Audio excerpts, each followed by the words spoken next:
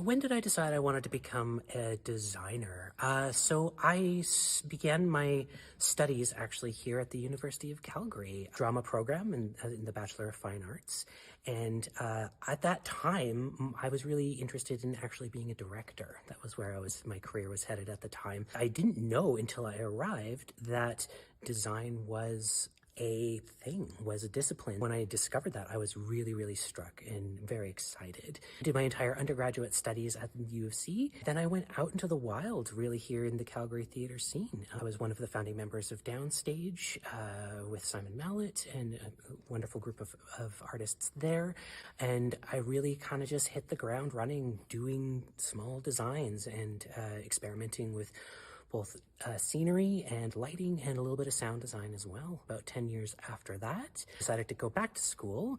It's about 10 years after I graduated my undergrad, back to U of C right here to do my master's, and where I was able to really focus in on those hard skills, the drafting, the communication skills that helps translate all the silly ideas that are up here in my brain out to the amazing craftspeople, builders and painters and folks who are going to bring it to life. What is my favorite design aspect of theater? So I work as a set designer and a lighting designer and as a sound designer. And previously here at Theatre Calgary, I've worked both as a set and a lighting designer. I did sets and lights for Noises Off, and I did lighting for the Shoplifters and assisted lighting for the first time here with Mary Poppins many, many moons ago. And truthfully, it's hard for me to decide which one is my favorite, because I think about them all together. Often when I begin designing, I think in light. There's a great lighting designer and director, Robert Wilson, who has a great quote, something along the lines of, everything begins and ends with light. So for me, I start to think at first about how does the light strike the stage? And then immediately what follows is, what is that light striking?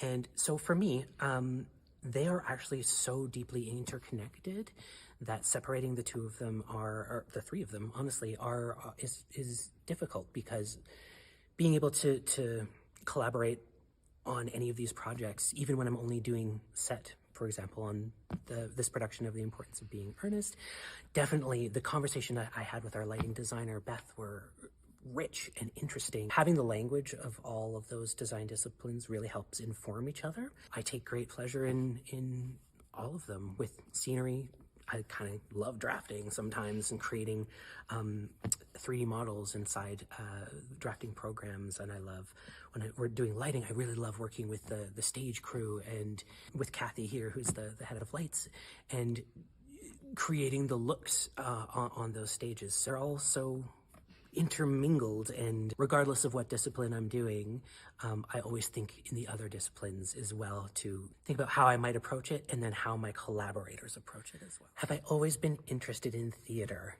Yes, I certainly have. I made my stage debut and I was in second grade in the title role of Peter Rabbit. We performed in our lunchroom cafeteria at Kingsland Elementary School here in Calgary. From then, I kind of got that bug, both on stage and off stage. Even at that early of an age, I knew that I wanted to do something that was grounded in performance, grounded in storytelling. Yeah, it's been an entire part of my life. What is my collaborative process with a director on a show? That, to me, is the most fruitful collaboration I think that I can have as an artist. In this particular production with director Bronwyn Steinberg, who's a dear friend, and we also worked together across the street at Lunchbox Theatre. It was so fun, honestly, and working with intelligent and passionate people who know the play as good and often so much better than I do is so rewarding, and that we can meet each other at that level and to talk about big ideas and to talk about how we want to tell the story together, because we don't do this in a vacuum. We do this as a group, and it's not just with the director, but with the rest of the creative team. The best part about that is those conversations. How do we want to to express this together. With every piece of new information that we get from each other, sort of build our ideas together so that when we finally come to a completed design, we're fully on the same page. For this set, where did Bronwyn and I find inspiration for it? I went looking at the architectural reality of the time. I looked at places that Oscar Wilde lived. So I was able to see that and seeing the sort of the architectural shape of it, seeing the exterior of that and just sort of the trapezoid shape of how the window well worked, very much directly landed in the Act 1 portion of the scenery. The country houses and how that they looked both on the inside and the outside, looking at the interior design of the time, looking at the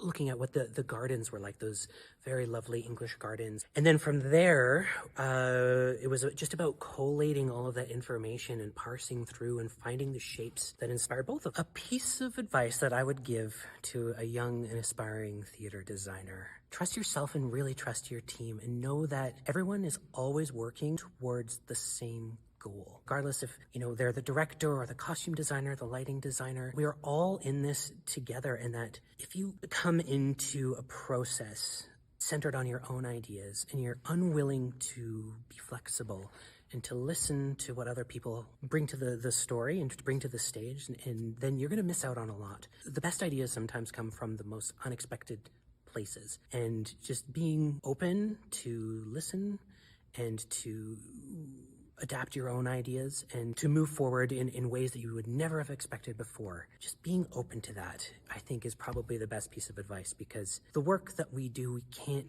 ever do by ourselves. We don't do it for ourselves. We do it for all the people that are going to be sitting out here. So being able to reflect their ideas and hear the best about what all these folks have to say, I think, is without a doubt the best piece of advice I can offer.